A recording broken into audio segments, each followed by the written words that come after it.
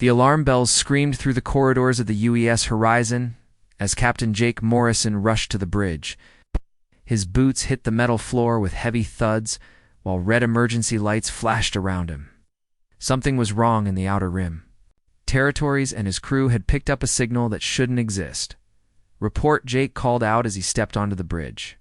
The large viewing screen showed nothing but empty space and distant stars. "Captain, we're getting a distress signal from Grid 77 Alpha," said Lieutenant Ryan Brooks from his station. The young officer's face was pale as he looked at his readings. "The signal is weak, but it's definitely human." Jake frowned. No human settlements were supposed to be in that area. The outer rim was mostly empty space with a few dead systems. "Are you sure it's human?" "Yes, sir. The signal uses our standard emergency codes. But Captain, according to our records, there shouldn't be anyone out there." Commander Alex Turner stepped forward from his position near the weapons console. "Could be pirates using stolen equipment to lure ships into a trap." "Maybe," Jake said, but something felt different about this. "Brooks, how long has the signal been transmitting?" "Hard to say, sir. It's very weak, like it's been running on backup power for a long time. Could be days, could be weeks." Jake looked at the star map on the main screen. The signal was coming from a system with a dying red star. Nothing valuable there, nothing worth stealing. If it was a trap, it was a strange place to set one. "Set course for the signal's origin," Jake ordered. "But keep our shields up and weapons ready. If this is a trap, we'll be ready for it." The Horizon changed course, its engines humming as they moved toward the unknown signal. Jake had been exploring the outer rim for 3 years, mapping new systems and checking for signs of life. His crew was small, but skilled. He had seen strange things before, but something about this felt different. 2 hours later, they found the source of the signal. It was a small research station orbiting the dying star. The station looked old and damaged, with several sections that had been sealed off. Dark windows stared out at them like empty eyes. "Scanning now," reported Dr. Lisa Carter from her science station. She was the ship's medical officer, but she also handled most of their scientific equipment. "The station has minimal power. Its life support is barely working in one section." "Captain, I'm reading one human life sign." "Just one?" Jake asked. "Yes." "Sir, very weak, but definitely human. Someone is alive over there." Jake felt his stomach tighten. One person alone on a dying station in the middle of nowhere? How long had they been waiting for help? "Turner, take a team over there. Full environmental suits, and bring medical supplies." "Carter, you're with them." "Yes, sir," Alex replied, already moving toward the airlock. 30 minutes later, Jake watched. On his screen, as the boarding team entered the station, their helmet cameras showed dark corridors with flickering lights. The air was thin and cold, barely breathable. Moving to the source of the life sign, Alex reported over the radio. "In what looks like a medical bay." Jake listened to their footsteps echoing through the empty station.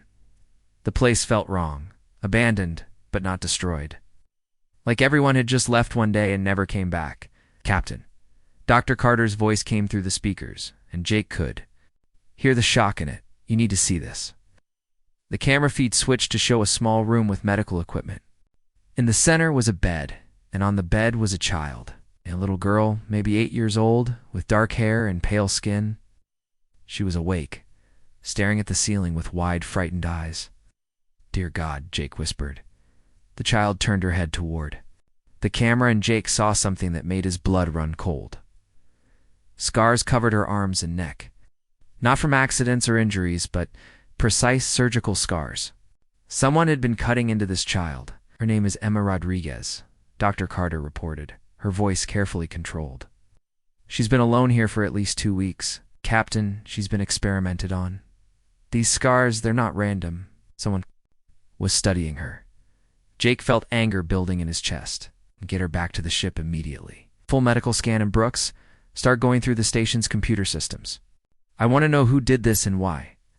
As the team prepared to move Emma, Jake watched the child's face on the screen. She hadn't spoken yet, but her eyes were alert and intelligent. Those eyes had seen too much for someone so young. An hour later, Emma was safely aboard the Horizon.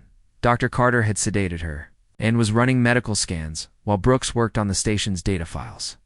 Jake paced the bridge, his mind racing with questions. Captain Brooks called out, "I'm getting some data from the station's computers. Most of it is encrypted, but I found some basic records. This station belongs to the Galactic Council's scientific division." Jake stopped pacing. The Galactic Council was supposed to be humanity's ally in space. They had treaties, trade agreements, and mutual defense pacts. That can't be right. "Sir, I'm reading the registration codes myself. This is a council facility. And Captain, there are records here about human subjects, plural." The anger in Jake's chest turned into cold fury. "Where are the others?" "I don't know yet, sir. But according to these files, Emma Rodriguez was taken from a colony called New Hope 3 years ago. The colony was reported destroyed by pirates, with no survivors." Jake remembered that report. New Hope had been a small farming colony on the rim. When the distress call had come in, rescue ships had found only burned buildings and dead bodies. The official report said pirates had killed everyone and taken anything valuable. "Brooks, keep digging. I want everything those computers have." "Carter, how's the child?" Dr. Carter's voice came over the intercom. "She's stable, Captain. But Jake, what they did to her, I've never seen anything like it. These aren't medical procedures. They're torture scars. Someone was hurting her on purpose, over and over again." Jake closed his eyes and took a deep breath. When he opened them, his expression was hard as stone. "Turner, I want a full security sweep of this system. If there are any other council ships or stations, I want to know about it." "Yes, sir, Captain." "What are we dealing with here?" "I don't know yet, but I intend to find out." Over the next few hours, the picture became clearer and more horrifying. The station's computers contained files on dozens of human subjects, most of them children. Emma was the only survivor of experiments designed to study human pain tolerance and psychological breaking points. The files were written in clinical, cold language that made Jake's skin crawl. They talked about Emma like she was a laboratory animal, noting her responses to various forms of torture with scientific detachment. When Dr. Carter finally allowed Jake to see Emma, the child was awake and sitting up in the medical bay. She looked at him with those two knowing eyes and spoke her first words since the rescue. "Are you really human?" she asked in a small, careful voice. "Yes, Emma. I'm Captain Jake Morrison. You're safe now." Emma studied his face for a long moment. The others said they were human too at first. They weren't. They were working for the council. Jake felt something break inside his chest. "Emma, we're going to get you home. We're going to make sure the people who hurt you never hurt." "Anyone else?" Emma nodded slowly. "There are others, other children, in different places. They told me about them when they wanted me to cooperate." Jake knelt down beside her bed. "Can you tell me where?" "I can try, but Captain, they're not going to let you save them. The council, they think humans are dangerous. They're studying us to find ways to control us." Jake looked into Emma's eyes and saw strength there that humbled him. This child had survived things that would have broken most adults, and she was still trying to help others. "Emma, I promise you this. We're going to save every single one of them, as the council is going to pay for what they did to you." Emma smiled for the first time, a small, sad smile. "I hoped someone would come. Hoped someone would care enough to come." "We're here now," Jake said softly, "and we're never leaving you behind again." As Jake left the medical bay, he felt the weight of Emma's words. The Galactic Council, humanity's supposed allies, had been torturing human children. The rage building in his chest was cold and focused now. They had awakened something in humanity that they were going to regret. The war was about to begin, and it would burn across the stars until every last human child was safe. Dr. Lisa Carter had been working for 18 hours straight, but she couldn't stop. Every time she looked at Emma Rodriguez sleeping in the medical bay, her anger grew stronger. The child's body told a story of systematic torture that made Lisa's hands shake with rage. "Captain Morrison to medical bay," came Jake's voice over the intercom.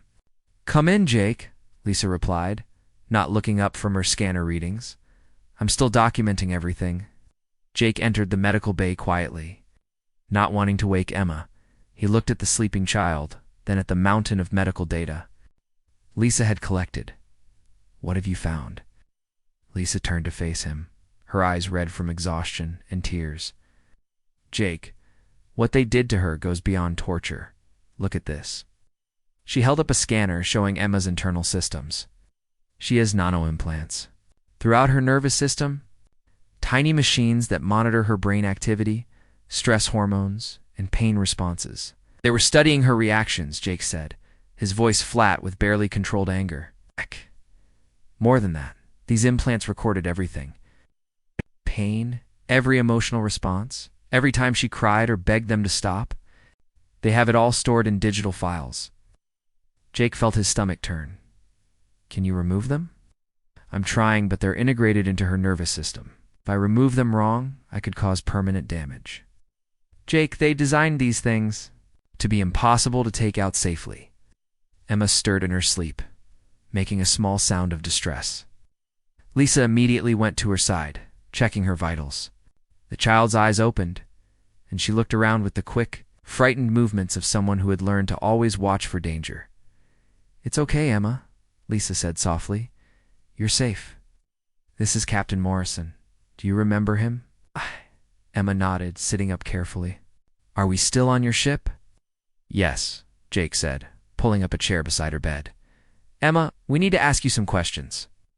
About the place where they kept you, and about the other children you mentioned." Emma's face grew serious. "The other children aren't at the same place. They move us around. Different stations, different ships. They said it was for security." "How many other children are there?" Jake asked gently. "I don't know exactly. I saw maybe 20 during my time there. But they talked about more. Lots more. They said humans were the best subjects because we don't break easily." Lisa felt her heart clench. "Emma, can you tell us about the people who did this to you? Did they look like?" "Most were Zentari," Emma said, naming one of the Council's founding species. "Blue skin, tall, with those long fingers. But there were others too. Vegan, Altarian, even some species I didn't recognize. They all wore the same white coats." Jake exchanged a look with Lisa. This wasn't just one rogue scientist. This was a coordinated effort involving multiple alien species. "Emma, did they ever mention where the other facilities were located?" Jake asked. The child was quiet for a moment, thinking. "They used code names. Station 7, where I was in the Dead Star system. But I heard them talking about Station 3 being in the Vega sector, and Station 12 near the Altarian border." Jake felt a chill. Those were all areas where humans had colonies. The Council had been operating torture facilities right in human space, hidden in plain sight. "There's something else," Emma said quietly. "They were working on something they called the Human Project. They wanted to understand why humans fight differently than other species. They said most aliens give up when they're hurt enough, but humans keep fighting even when they should die." "What kind of fighting?" Lisa asked. "All kinds. They would put me in situations where I had to choose between being hurt or letting someone else be hurt. They wanted to see if I would sacrifice myself for others. They seemed surprised when I always did." Jake felt a surge of pride mixed with horror. Even as a child, Emma had shown the protective instincts that defined humanity, and the Council had tortured her for it. Lieutenant Brooks' voice came over the intercom. "Captain, you need to see what I've found in the station's database." "On my way," Jake replied. He looked at Emma. "Will you be okay with Dr. Carter for a while?" Emma nodded.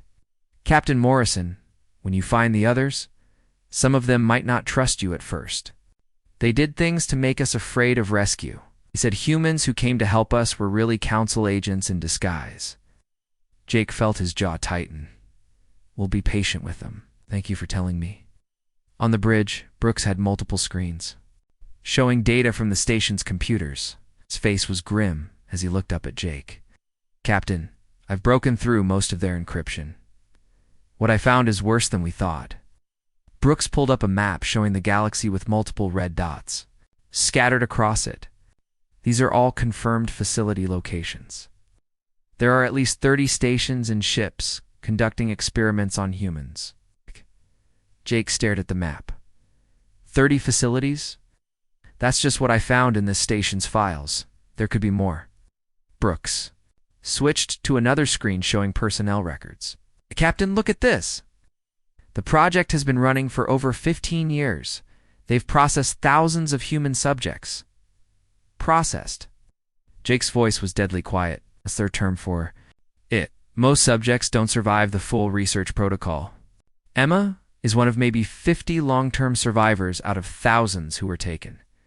Jake felt the world spin around him. Thousands of humans, mostly children, tortured to death in the name of science. And the Council had been doing it while maintaining diplomatic relations with Earth. Sir, there's more, Brooks continued. I found communications between the facility commanders and someone high up in the Council hierarchy. They're planning something called Operation Pacification. What is that? Brooks pulled up a classified document.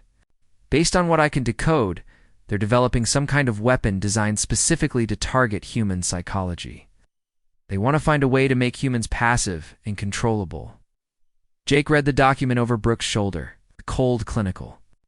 Language described humans as an existential threat to galactic stability, and discussed the need for permanent solutions to the human problem. They're planning genocide, Jake said quietly. It looks that way, sir. They're using the torture data to develop psychological weapons that would break human resistance on a species-wide level. Jake stood up straight, his mind racing. Brooks, can you contact Earth's command from here? I've been trying, sir, but something is jamming our long-range communications. We can't get a message through. As if summoned by his words, the ship's alarm began blaring. Turner's voice came over the intercom from the bridge. Captain to the bridge immediately. Have incoming ships. Jake ran to the bridge, arriving to see 6 sleek council vessels dropping out of hyperspace around them. The lead ship was a Zentari cruiser, its blue hull gleaming in the light of the dying star. They're hailing us, Turner. Reported. On screen, Jake ordered.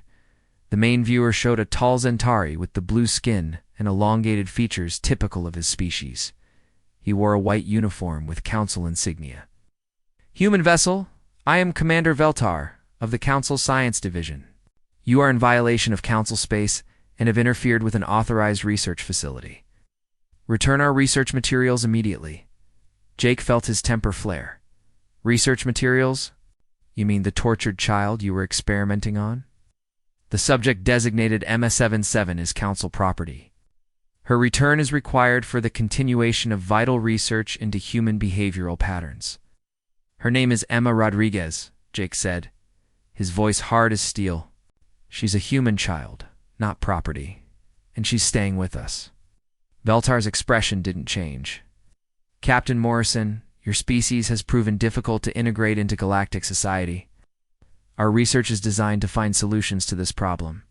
For the good of all species, by torturing children, by understanding the psychological mechanisms that make humans so unpredictably violent. The research conducted on MO77 has provided valuable insights into human pain tolerance and protective instincts. Jake felt something cold settle in his chest. You're proud of what you did to her? The research was conducted according to proper scientific protocols. Subject suffering was necessary for the greater good. The greater good? Jake's voice rose. You tortured an 8-year-old child. We studied the responses of a human specimen to various stimuli. The emotional attachment your species displays is exactly the kind of irrational behavior that makes humans a threat to galactic peace. Jake looked at the alien on the screen and realized there would be no reasoning with him. The Council truly believed they were justified in their actions. Commander Turner, prepare for combat, Jake ordered quietly. Captain Morrison, Veltar continued. If you do not return our property, we will take it by force. Your single ship cannot stand against our fleet. Maybe not, Jake replied. But I'd rather die fighting than hand over a child to monsters like you. Veltar's eyes narrowed. This is your final warning, and this is mine, Jake said. Get out. Of our space, or we'll show you exactly why humans are so dangerous." The screen went black as Veltar cut the communication. Jake turned to his crew, seeing the same cold anger in their faces that he felt in his heart. "Red alert," he ordered. "All hands to battle stations. We're going to get Emma home, and we're going to make sure the galaxy knows what the Council has been doing." The UES Horizon limped into the new Denver system 3 days after the battle. Captain Jake Morrison stood on the bridge, looking at the damage reports while his ship's emergency systems kept them alive. They had escaped the Council fleet, but just barely. "Docking Bay 7 is cleared for our arrival," reported Turner, his arm in a sling from the fight. "Admiral Wells is waiting for us." Jake nodded, his mind still processing everything they had discovered. Emma Rodriguez sat quietly in the corner of the bridge, insisting she didn't want to be alone in the medical bay. "The child had been through enough isolation, Captain," Emma said softly. "The people here won't believe what happened to me. The Council has been lying to humans for a long time." "They'll believe it," Jake replied. "We have the evidence, and we have you." Denver was one of humanity's largest colony worlds, home to the Colonial Defense Force headquarters. As the Horizon docked, Jake could see the massive warships of Earth's fleet floating in orbit. Soon, he hoped those ships would be heading toward Council space. Admiral Patricia Wells met them at the airlock. She was a tall woman with gray hair and sharp eyes that missed nothing. Jake had served under her years ago, and he knew she was both brilliant and ruthless when protecting human interests. "Captain Morrison," she said, shaking his hand. "Your message was hard to believe. Council forces torturing human children. It's all true, Admiral. Every word." "Wait." Jake gestured to Emma, who stepped forward despite her obvious fear. "This is Emma Rodriguez. It's been their prisoner for 3 years." Admiral Wells knelt down to Emma's level. "Hello, Emma. I'm Admiral Wells. You're safe now." Emma studied the Admiral's face carefully. "Are you really going to help the other children?" "Yes, Emma. I promise you that." 2 hours later, Jake sat in a secure briefing room with Admiral Wells and her senior staff. Dr. Carter had Emma in another room, going through her medical files with the base's doctors. The evidence was spread across multiple screens around the room. "The scope of this is staggering," said General Peter Collins, the base commander. 30 facilities, thousands of victims, and it's been going on for 15 years. "Sir," Lieutenant Brooks said from his position at the data terminal, "I've been analyzing the patterns in the Council's communications. They've been planning this for decades. The torture program wasn't random. It was designed to develop weapons for use against human populations." Admiral Wells leaned forward. "Show me." Brooks pulled up a series of documents. They call it Operation Pacification. Based on the data from tortured humans, they've developed psychological weapons designed to break human resistance. The goal is to make our entire species passive and controllable. "Genocide," said Colonel Nancy Stone, the intelligence chief. "They're planning to genocide the human race." "It's not kill us," Jake corrected. "Worse, they want to turn us into slaves. Broken, obedient slaves who won't fight back." Admiral Wells stared at the data for a long moment. "How close are they to completing this weapon?" "According to their timeline, they need 6 more months of testing," Brooks replied. Emma was one of their most valuable subjects because she never broke completely. They were studying her resistance patterns. The door opened, and Dr. Carter entered with Emma. The child looked around at all the adults, then walked directly to Admiral Wells. "Admiral, I need to tell you something important," Emma said. "The Council doesn't just have human prisoners. They have human traitors, too." The room fell silent. Admiral Wells knelt down again. "What do you mean, Emma?" "Some of the people who hurt me were human. They worked for the Council. They told me that Earth already knew about the program and approved it." Jake felt his blood run cold. "That's impossible." "They said Earth's government made a deal with the Council. They give them human subjects for experiments, and the Council helps Earth with technology and trade." Admiral Wells looked around the room. "Colonel Stone, I want a full investigation into any contacts between Earth government and the Council Science Division. If there are traitors in our government, I want them found." "Yes, ma'am," Stone replied, already making notes. Emma continued.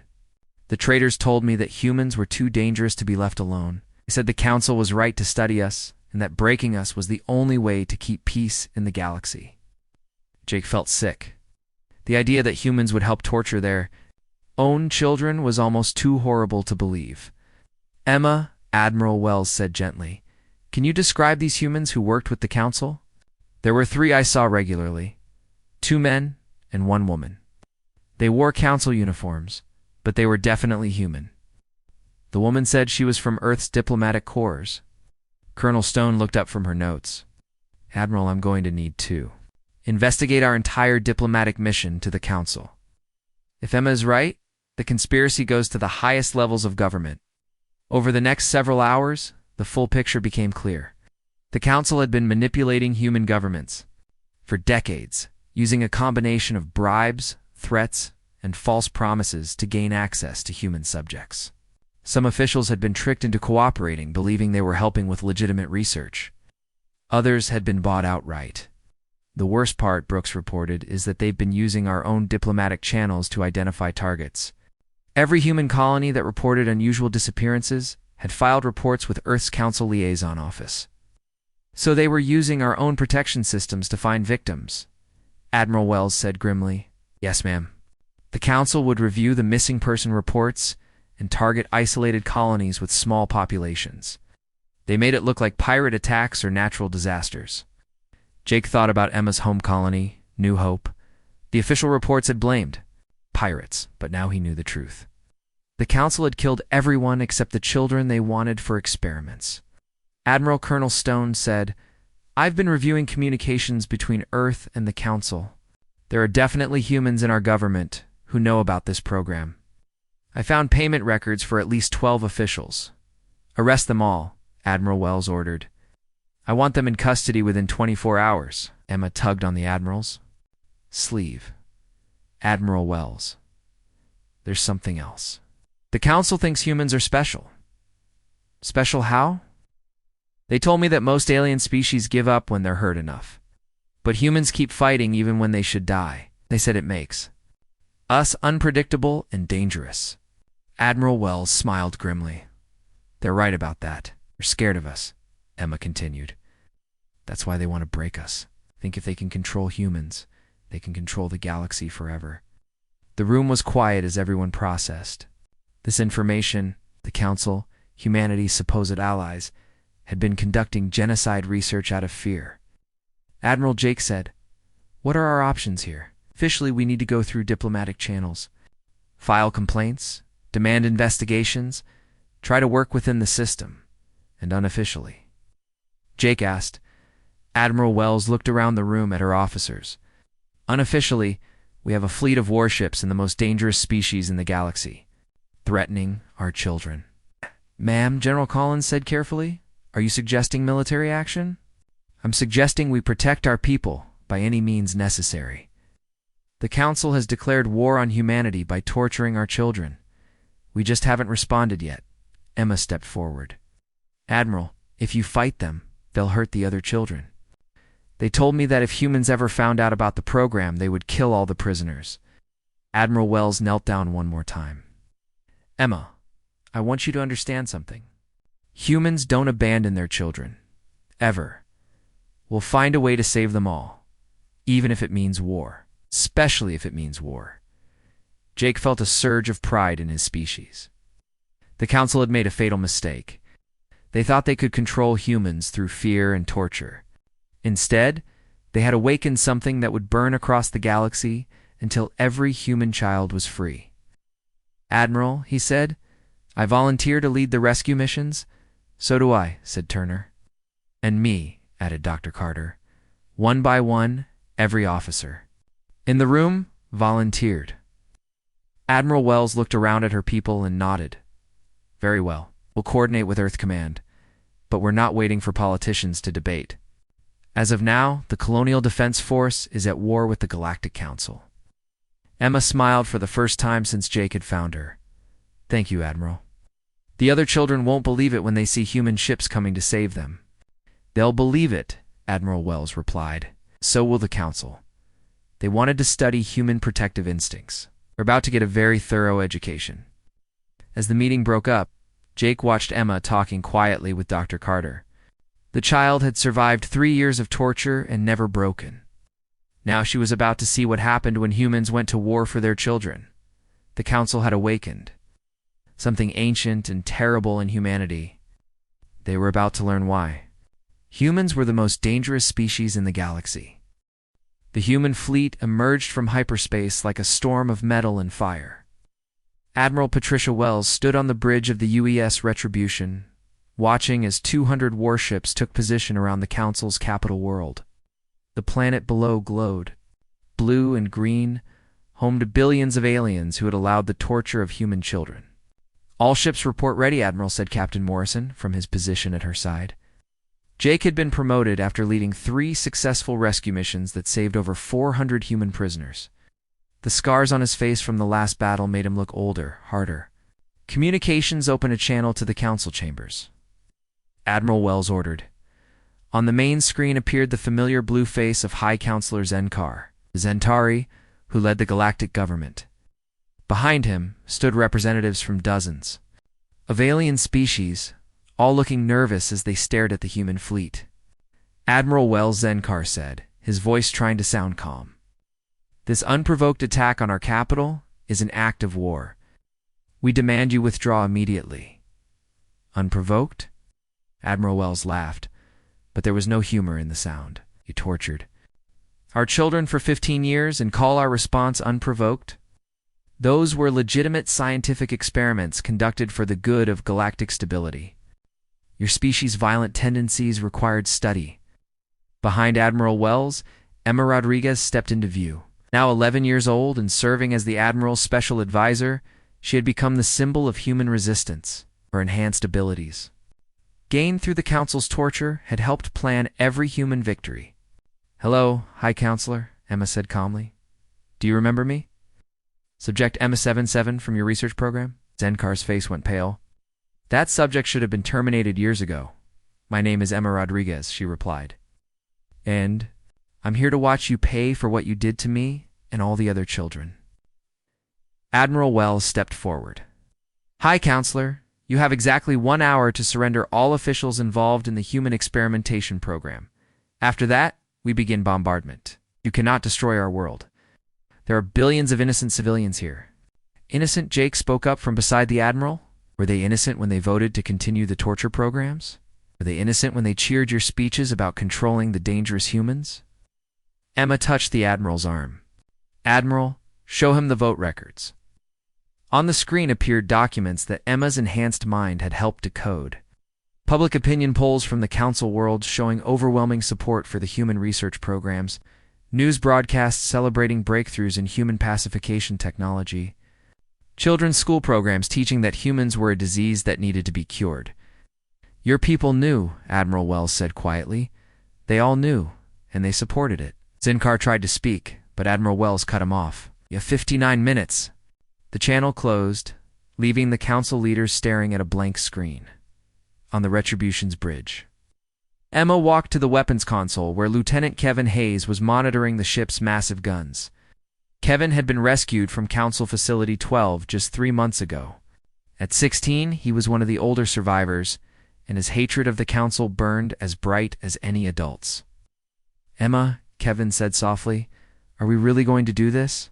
Destroy entire worlds?" Emma looked out at the planet below, then at the tactical display showing 32 Council worlds under attack by human forces. "Kevin, do you remember what they did to your little sister?" Kevin's face hardened. Lisa Hayes had been only 6 when the Council took her. They had found her body in the ruins of Facility 12, tortured to death in experiments designed to test human breaking points. "They killed her," Kevin whispered. "They killed thousands of children like her, and they were planning to kill millions more." Emma's voice was steady, but Jake could see the pain in her eyes. "This isn't revenge, Kevin. This is justice." The hour passed with no response from the Council. Admiral Wells gave the order, and the human fleet opened fire. The bombardment was precise and devastating. Human forces had spent months planning this attack, identifying every Council military base, government building, and research facility on the planet. They avoided civilian areas where possible. But the Council's military and government infrastructure was reduced to ash within hours. Captain Morrison watched the fires spreading across the planet's surface. Admiral, we're receiving surrender offers from 17 Council worlds. They're offering to turn over their research personnel. Too late, Admiral Wells replied. They had their chance. I stepped up to the communications console. Captain Morrison, can you patch me into the Council's emergency broadcast network? Emma, you don't need to do this, Jake said gently. Yes, I do. They need to understand. Jake nodded and opened the channel. Emma's image appeared on screens across dozens of Council worlds, reaching billions of alien civilians who were watching their government burn. My name is Emma Rodriguez, she began, her young voice carrying clearly across space. 3 years ago, the Council took me from my home and tortured me for their research. Ow. They wanted to understand why humans fight when other species give up. The camera showed her scars, visible on her arms and neck. They cut me open hundreds of times. They broke my bones to see how long it took me to heal. They killed my parents and made me watch. They told me it was for science. Emma paused, letting her words sink in. But they made a mistake. They thought they could break the human spirit through pain. Instead, they taught us exactly what we're capable of when our children are threatened. On the tactical display, Jake could see more Council worlds surrendering as Emma spoke. Her words were having more impact than their weapons. For 15 years, your government tortured and killed human children while telling you it was necessary for peace. You believed them because it was easier than questioning what was being done in your name. Emma's voice grew harder. Now you're learning what humans do when someone hurts our children. We don't just fight back. We make sure it never happens again. Across Council space, human fleets were systematically destroying every facility that had housed human prisoners. Jake watched the reports come in. Facility 7, where Emma had been held, was now a cloud of debris. Facility 3 in the Vega sector was burning. Station 12, near the Altarian border, had been reduced to atoms. We offered you surrender, Emma continued. We gave you the chance to turn over the people responsible and face justice peacefully. You chose to protect them instead. The tactical display showed the results of that choice. 32 Council worlds were under attack. Government buildings burned while human rescue teams pulled the last prisoners from hidden facilities. Council's military forces, designed to fight other aliens, were helpless against human tactics. This is what happens when you threaten human children, Emma said, her image broadcast to a galaxy, watching their government collapse. We burn your worlds. We hunt down everyone responsible. And we make sure the galaxy never forgets what happens to anyone who hurts our family. High Counselor Zenkar appeared on the screen, looking defeated. Enough. We surrender. The Council formally surrenders to human forces. Too late, Admiral Wells said, appearing beside Emma. You had your chance for surrender. Now you face justice. What do you want from us? Zenkar pleaded. Emma answered before the Admiral could speak. We want the galaxy to be safe for human children. We want every species to understand that humans protect their own. And we want you to remember this day for the next 1,000 years. Jake watched as the last Council strongholds fell to human assault teams. The war that had started with the rescue of one tortured child was ending with the complete destruction of the government that had authorized her, Admiral reported. Captain Hayes from the communications station were receiving messages from non-Council species. The Andromedan Federation, the Free Colonies, the Independent Systems. They're all requesting immediate diplomatic contact. They want to make sure they're not next, Admiral Wells observed. Emma smiled, expression that looked strange on her young face. Good. Let them know that humans are peaceful to those who respect us. But to anyone who threatens our children, she gestured at the burning planet below. Well, they can see what happens.